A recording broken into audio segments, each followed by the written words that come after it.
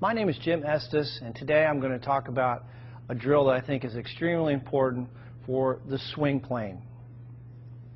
So what I want you to do is, and this by the way is going to give you an instant understanding of exactly the feeling you want to have in the golf swing. Take a club, you can put a rod, alignment rod in the grip, or I'm sorry, in the butt end of the golf club. Take the golf club, turn it like you're going to hold it, and then what I want you to do is take that club, put it right against your left hip, so you're holding both clubs here. Now you've got an alignment rod on the ground and a golf ball, and what I want you to do, getting into your good posture position, your weight over the arches, feel balanced. The insides of the heels are going to be about the width of your hips. Take a swing back, slow motion, and trace with that alignment rod the target line all the way up. The shaft should be parallel to your target line at the top, and then slowly coming down, trace the line. And do this in slow motion. Right into the impact position. So this is a great feedback tool, visual feedback tool for learning the proper swing plane. Go right to your impact position. I encourage you to do this drill in slow motion, and if you have 5 minutes a day, if you do this drill every day, I guarantee you're going to improve your golf swing. So again, I think you'll find this to be extremely helpful. JimEstesGolf.com if you have any questions. Jim, look at my setup. I got my knees pitched more toward the target. I've got the face I'm going to open before I grip the club. Now the amount I open the club face is based on how close or how far away the flag is. I'd open it more for a short shot and less.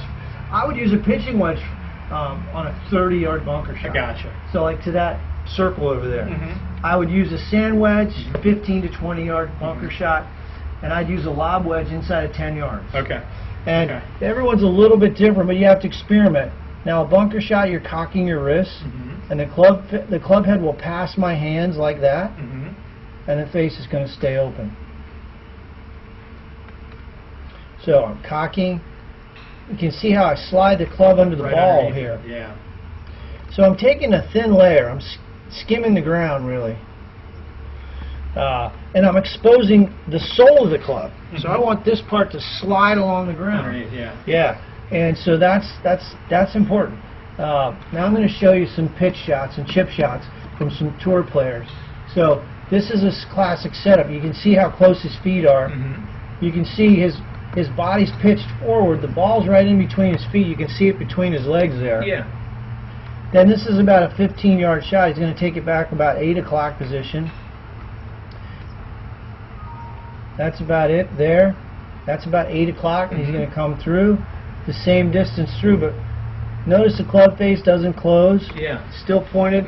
Notice how that left wrist is sort of flat, pretty flat. Straight line position there. So that's and he's taking it back based on how far he wants it to go forward. right. Yeah. Yep. So let me find another one here. Here's another. You can see how his feet are turned toward the target there, as I showed you there. You can see his grip. Hands are close together. The V in the right hand is pointed more towards between the chin and the right shoulder. And then he's going to take the club back and cock the wrist. Think of the clock here. This is the clock analogy here. So he's going to go, this would be 8 o'clock. He's probably going to go, I don't know how far he's hitting this. There's 8 o'clock right there. And then the right arm's going to be a little past 4. That's probably 3 o'clock coming through. But it's primarily arms and hands and shoulders. He's not doing a lot with his weight. His weight's staying pretty still. Because he's got all his weight on that left. Yep. Okay. And he just turns the right shoulder through. To bring it all the way through. Yeah. And you can see the club face isn't really rotating there. So that's the other thing. All right.